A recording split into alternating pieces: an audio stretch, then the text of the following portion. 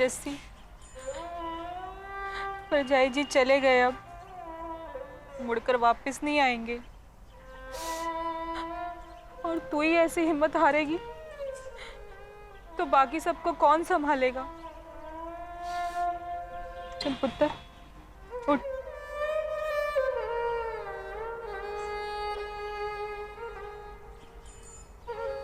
आ जा पुत्र।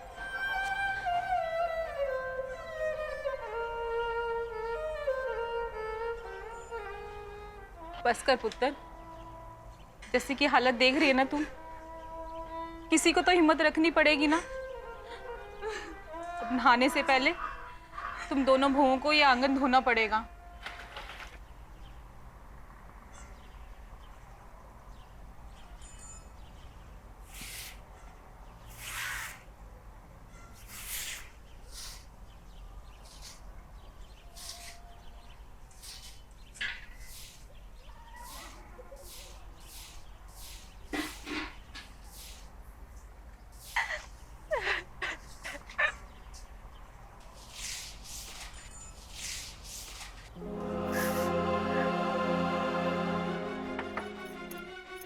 बीजी!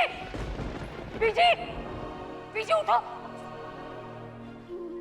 क्या हालत हो गई है बेचारी की।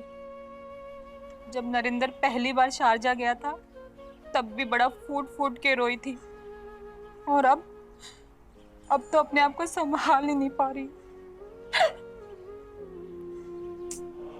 तब बीजी थी ना उसको संभालने के लिए, लेकिन अब तो बेचारी बिल्कुल अकेली पड़ गई। जस्सी और बीजी का रिश्ता सास बहू का नहीं, कि माँ बेटी जैसा रिश्ता था। अगर मेरी तेरे जैसी बेटी होती ना तो मैं उसका गला घोंट के मार देती। बीजी! बीजी!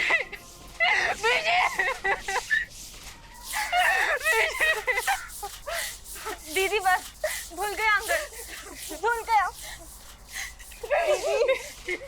संभाल, संभाल।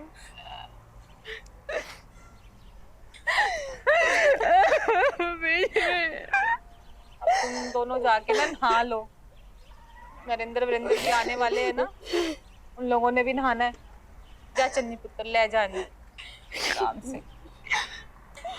सब नहीं।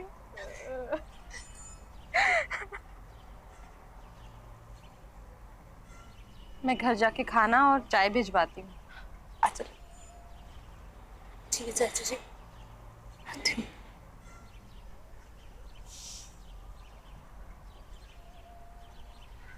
चाची जी, मैं तो कहती हूँ अब आप भी चले जाओ। मेरे तो ये आएंगे तो मैं उनके साथ ही चली जाऊंगी। जैसे ही सुबेरे मैंने ये खबर सुनी, हम लोग तो दौड़ते दौड़ते इत्थे आ गए। मैं तो अपने बच्चों को भी पड़ोसियों की कार छोड़ के आई हूँ। किसी ने सोचा थोड़ी ना था कि परजाई जी हमें यूं अचानक छोड़कर चली जाएंगी। जाने वाला तो चला ही जाता है, पर जाने वाले की वजह से जिंदगी नहीं रुकती।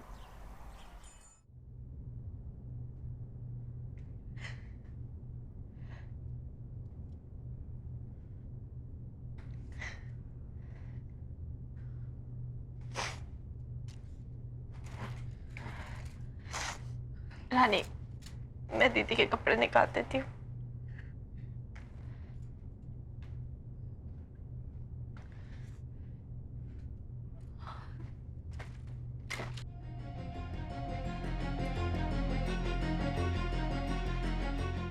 डायन भी ना 4 घर छोड़ देती है। तुझे अपनी छोटी बहन का भी ख्याल नहीं आया? प्यार करती हूँ मैं छठी से बहुत प्यार करती हूँ बीजी। बीजी से क्या बात कर रहे हो दीदी? अब वो हमारी बातें नहीं सुनेंगी। चलो उठो, नहा लो। चन्नी, ये सब क्या हो गया? अगर आप ऐसे हिम्मत हारोगे तो मेरा क्या होगा? हाँ भाभी, बीजे के बाद आप ही को तो संभालना है सबको, इस घर को। चलिए भाभी, आप जाके नहा लो।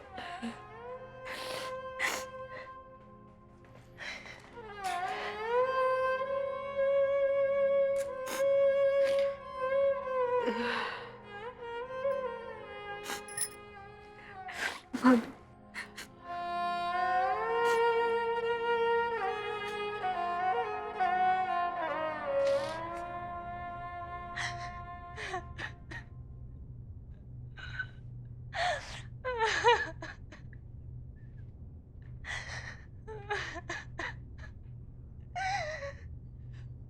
माँ का सुख तो मेरी किस्मत में है ही नहीं।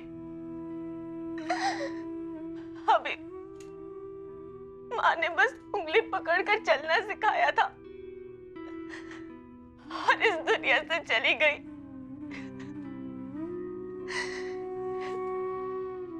मेरी शादी हुई तो मुझे लगा मुझे एक माँ मिल गई, पर आप भी छोड़कर चले गए बीजी। मैंने तो बेटी बनकर बीजी आपकी उंगली थाम ली थी। हर दिन आपकी बात से एक सीख लेती थी, पर बीजी आप भी अचानक बीजी रानी। बस अभी नीचे जस्सी भाभी को इतनी हिम्मत दे रहे थे और यहाँ के लिए रो रहे हो। मैंने फिर से अपनी माँ खो दी रानी। जब से मैं इस घर में आई हूँ, बीजी के साथ एक दिल से रिश्ता जुड़ गया था, पर अब से बीजी कभी नहीं दिखाई देंगी। उनका प्यार, उनकी डांट, उनका समझाना बहुत याद आएगा रानी।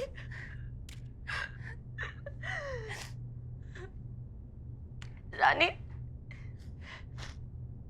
जब मेरा मिसकैरेज हुआ था ना, बीजी ने मुझे अपने आंचल में समेट लिया था, अपने पास सुलाया, अपने हाथों से खाना खिलाया। बहुत मान था मुझे अपना माँ बेटी के रिश्ते पर।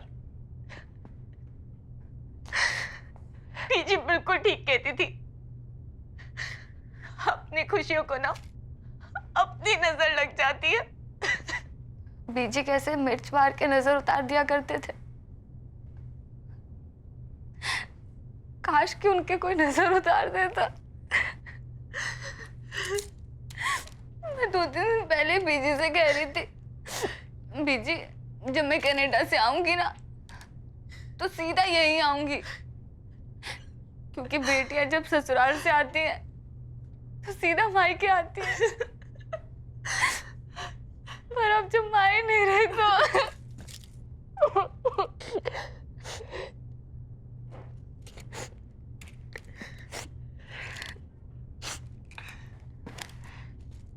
हरिंदर भैया और वरिंदर भैया के दिल पे क्या गुजर रही होगी। रानी, तू अभी जस्सी दीदी के पास थी ना? लेकिन अभी सविता भाभी आ गई है तो उन्होंने कहा कि मैं आपके पास आ जाऊं।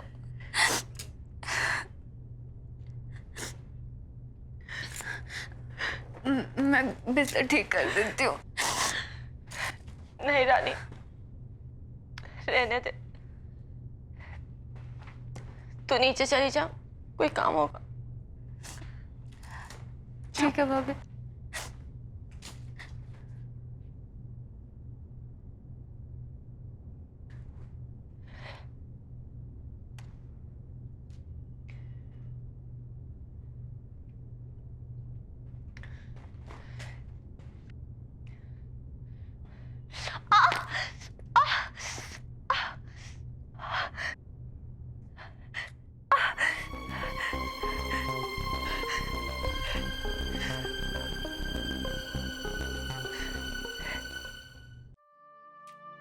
कल जब मैं घर आया था ना,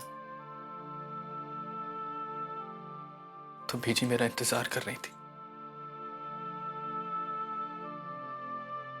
मैंने पूछा, आप अभी तक सोए क्यों नहीं हो?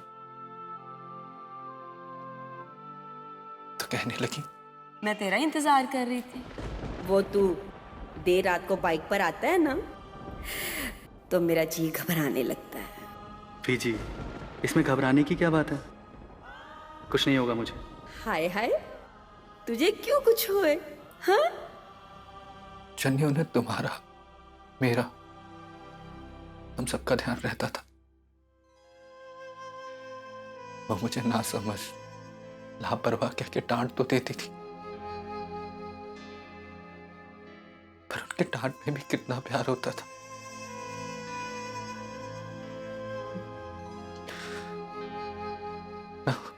मैं उन्हें हमेशा ये बात बताना चाहता था कि मैं उनसे कितना प्यार करता हूं।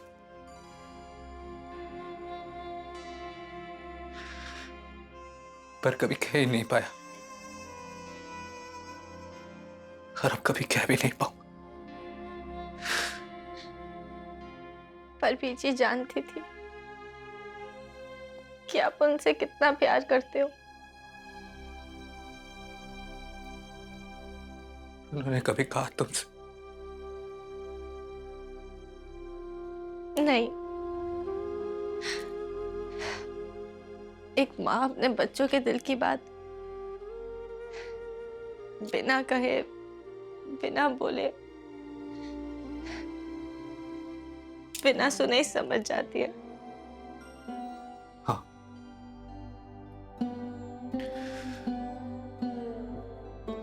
घर में सबसे छोटा था मैं, जिद्दी था,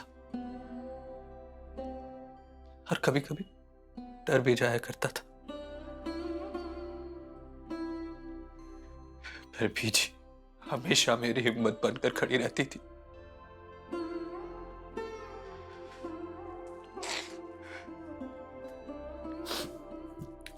जब निम्मी से रिश्ता टूटा था ना, तो मैं बहुत अपसेट हो गया था।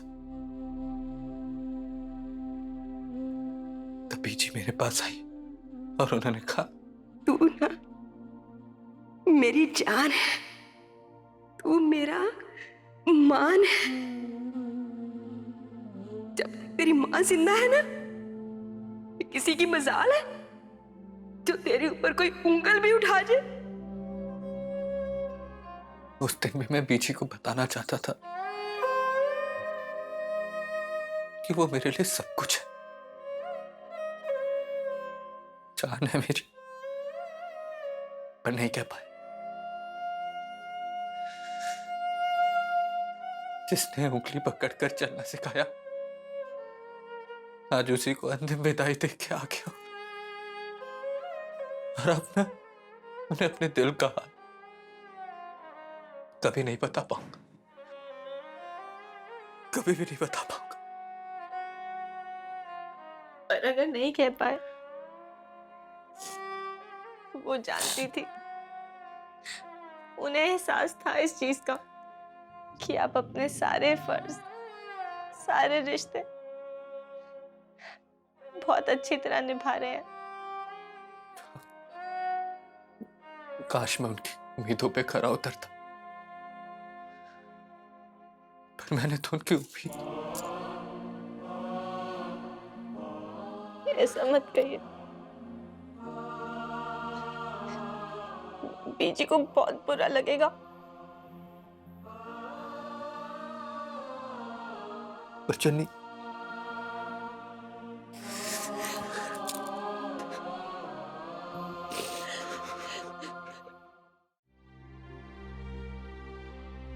क्या बात है बीजी, इयररिंग्स तो बहुत ही खूबसूरत है। इस बार तो सोने के झुमके शुमके। हाँ भाई, इस बार मेरी जस्सी ने काम ही ऐसा किया है। मेरे वरिंदर का ब्याह करवा दिया, अपने लिए इतनी प्यारी सी देवरानी ले आई। जैसे तेरे अगले बर्थडे पे तो नरेंद्र भाई साहब भी यहाँ होंगे, फिर हमें ना इससे भी बड़ी वाली पार्टी चाहिए। ले सविता, ये भी कोई कहने की बात है? जस्सी के अगले बर्थडे पर मैं ऐसी पार्टी दूंगी ये तुम सब याद रखोगी।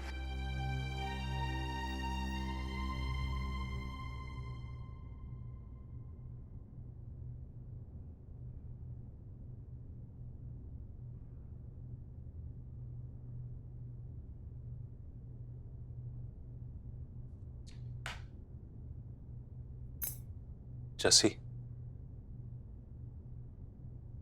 आज मैं अनाथ हो गया।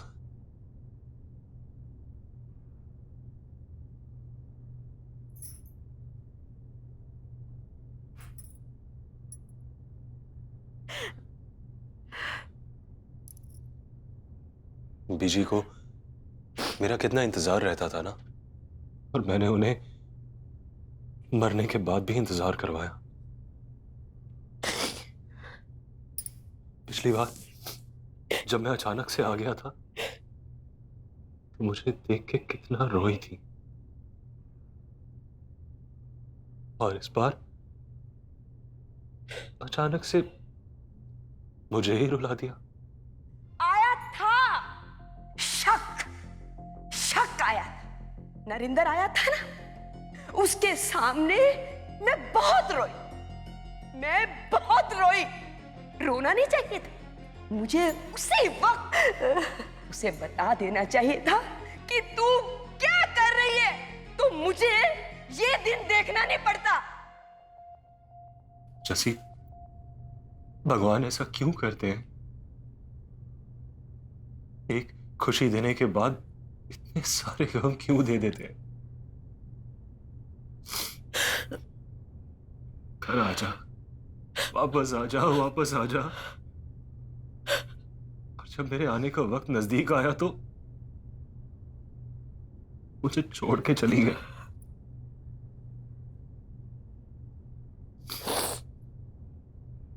सोचता था कि वरिंदर कितना लकी है, बीजी के साथ रहता है, उनका लाड प्यार मिलता है।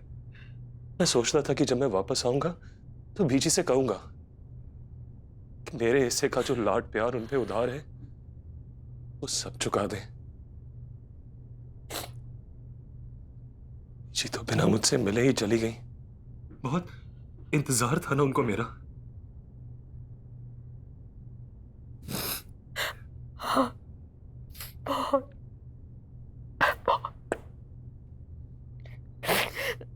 पता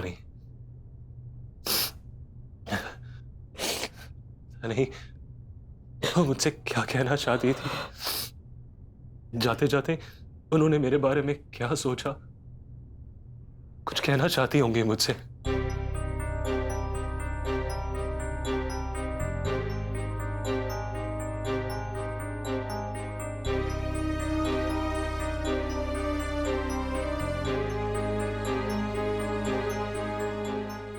और नरेंद्र को भी फोन करती हूं कि कल के कल आए और तेरे इस घिनौने पाप का फैसला करे।